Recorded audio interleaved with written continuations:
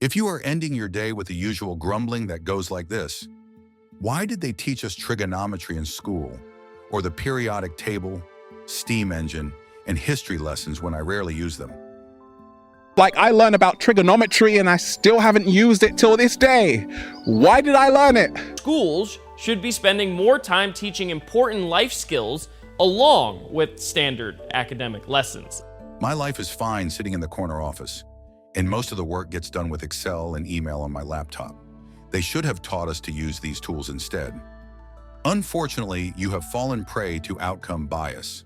That is, judging the quality of a decision based solely on its outcome, rather than the soundness of the decision-making process at the time it was made. There is an increasing demand for the introduction of changes in school curriculum that focus more on skill-based education that fulfills industry needs. The reasoning is that job requirements are changing in this century and increasingly reliant on technology, and hence the age-old curriculum must be reformed to meet the current needs of the job market. Implementing such a curriculum would require limiting the scope of non-essential subjects to make way for emerging essential ones like computer science. This kind of argumentation is reductive at best and shrouds naivete at the core. The purpose of school education is not to prepare students for specialized jobs to make money. For that, we have colleges and vocational training or diplomas. Expecting school kids to figure out their career interests in 6th grade and double down on those inclinations by taking more subjects that would help them get jobs is unreasonable and would be akin to likening schools to robot-producing factories. Pigeonholing students based on their incipient proclivities is the biggest disservice to the generation that is still grappling with the complexities of puberty and giving in to the desires formed by the social media influencers' dictum.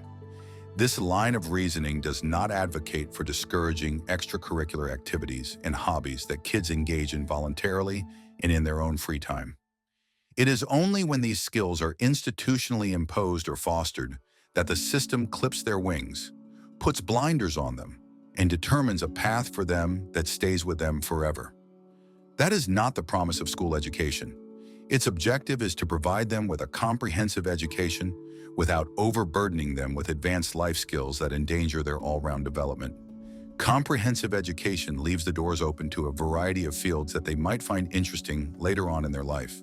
Subjects such as trigonometry, algebra, history, music, language, and the periodic table are not merely academic hurdles, but essential tools for developing critical thinking and problem-solving skills.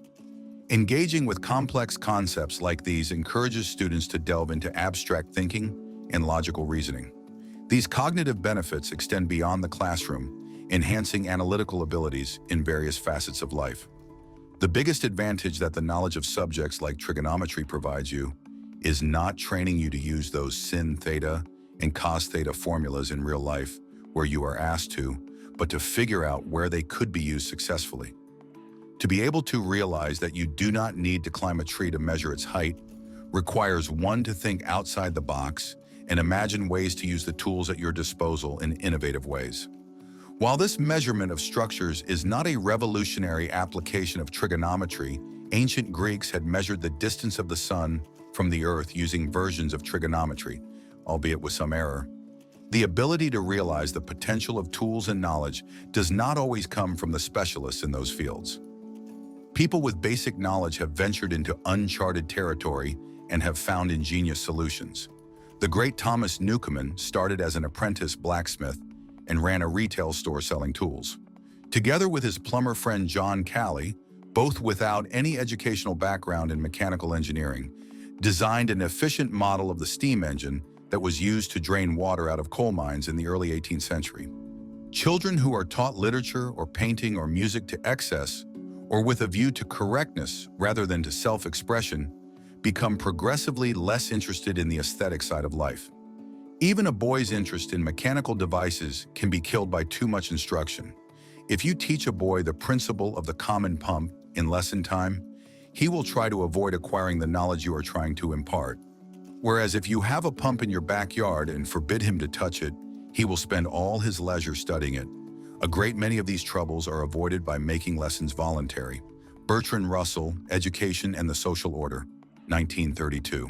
For humanity to devise ingenious solutions to a variety of problems and expand their horizons through available knowledge and a set of tools, we need to have people coming from distinct backgrounds who have faced different sets of challenges. However, they need to have a foundational knowledge of the core of the subject to even start realizing that there is a scope for improvement. There is a reason why Nobel laureates are 22 times more likely to have a hobby, apart from their specialization, and why creative contribution requires one to have interests outside the specialized narrow field of expertise. The ability to draw on outside experiences and integrate knowledge from different domains helps people avoid cognitive entrenchment and be creative with their solutions.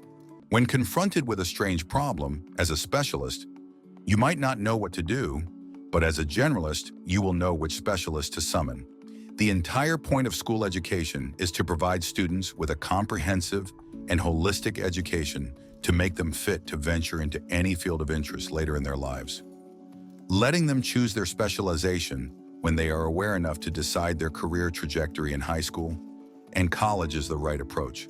All this does not mean that there is no scope for refinement in the school education curriculum. Surely a few redundancies can be pruned and emerging competencies can be added. But to add various vocational training courses and full-fledged computer science would be taking it one step way too far. Today, if an electrical engineer goes for a hike in the Alps and is befuddled by the stickiness of burdock seeds to his woolen clothes and the fur of his dog, he should not feel constrained by his educational background to venture and dig deeper to find out the reason behind this phenomenon. That was the promise of the education system in the 20th century that made the discovery of Velcro possible in 1941 by Georges de Mestral. Thanks for watching.